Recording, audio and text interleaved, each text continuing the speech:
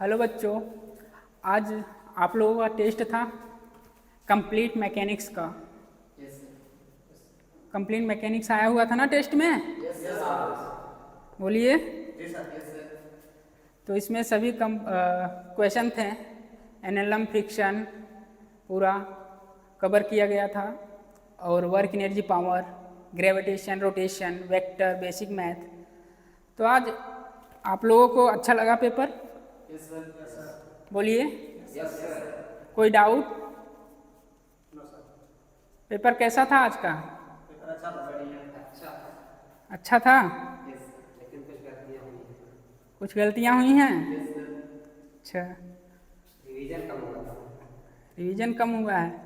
Question number 63 किसका paper है ये? इतना इजी क्वेश्चन गलत किए हो। आपका है? ध्यान नहीं देते हैं क्लास में? चलिए देखिए, पढ़िए। Three block A, B and C are pulled on horizontal smooth surface by a force of 80 Newton as shown in figure दिया है।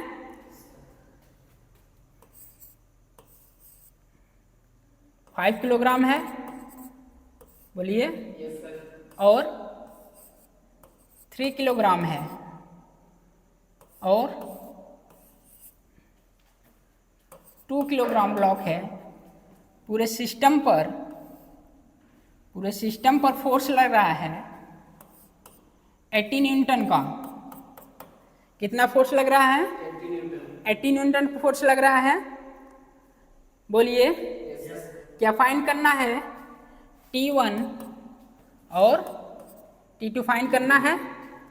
ये ब्लॉक A है, B है एंड C है।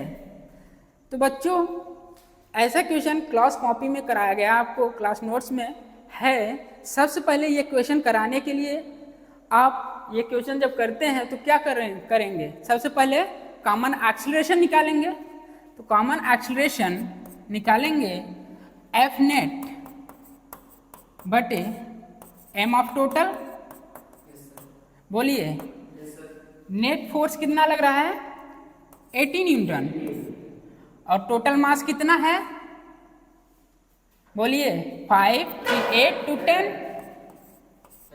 एक्सेलरेशन कितना आया? 8 मीटर पर सेकेंड। ये आपका कॉमन एक्सेलरेशन आया है। क्या इतने से काम चल जाएगा? पूछा क्या है? टेंशन पूछा है। किसके किसके बीच? Tension T1 and T2 find करना है। तो बताइए, इधर कोई फोर्स लग रहा है? नहीं लग रहा है ना बच्चों? तो T1 इक्वल टू क्या हो जाएगा? MA। तो T1 equal to 5 into acceleration 8। कितना आ गया? 40 न्यूटन। ये T1 है। आ गया T1। Tension T1 40 Newton. अब T2 पूछा गया है। T1 फाइंड करना है, T2 पूछा गया है। तो क्या करेंगे? फोर्स किधर ज्यादा है? 80 न्यूटन फोर्स ज्यादा है, तो इधर ही सिस्टम जाएगा। तो T2 minus T1 equal to 3A। T2 minus T1 equal to 3 into acceleration, common acceleration बच्चों 8। तो T2 माइनस T1 कितना आया? 40, और ये 24। T2 equal to 24 plus 40। तो T2 इक्वल टू 64 न्यूटन। क्यों भाई, क्यों गलत हुआ ये? कैसे? रिवीजन नहीं हो रहा है आपका? यस सर, मेरा सही है सर। आपका सही है? Yes sir. 1, 2, 3 मेजोरिटी में सही आंसर, केवल आपका गलत है। रिवीजन करिए। रिवीजन नहीं। हाथ उठाइए।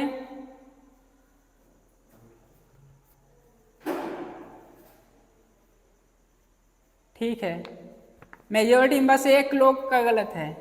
ठीक है, कोशिश करिए, ध्यान से पढ़िए, ये तो आसान क्वेश्चन है बच्चा, क्यों गलत कर रहे हैं आप लोग। चलिए, जिसका सही है अच्छी बात है, जिसका गलत है कोशिश करिए अब ना गलत हो। ये क्वेश्चन अगर आए, कभी भी कोई भी टेस्ट हो, यदि आए, अब मेरा क्वेश्चन बन जाना चाहिए। ठीक है, और किसी को डाउट? क्वेश्चन नंबर 73 किसने पूछा? सेंटर ऑफ मास, सुप्रिया आपने? चलिए देखते हैं क्वेश्चन नंबर 73।